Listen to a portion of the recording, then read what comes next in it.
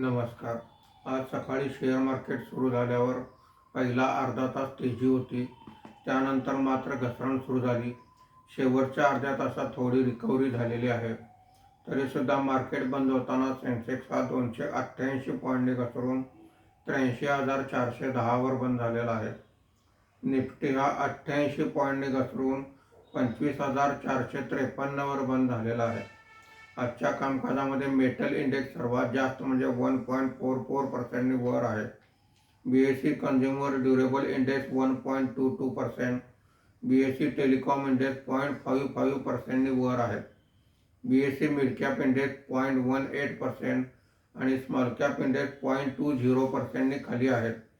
आजच्या कामकाजामध्ये निफ्टीमध्ये वाढलेले मुख्य शेअर्स पुढील प्रमाणे: Tata steel 3.64%, JSW steel 2.94%, Asian paint 2.11%, UltraTech cement 1.85% अशी वाढ आहे.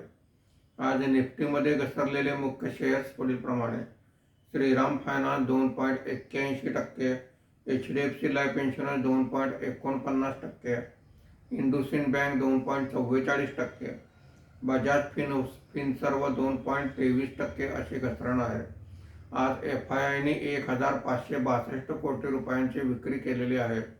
देशीय वित्तीय संस्थांनी 3,037 कोटी रुपयांची खरेदी केलेली आहे.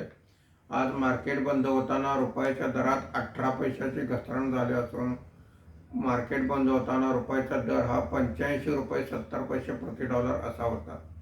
धन्यवाद.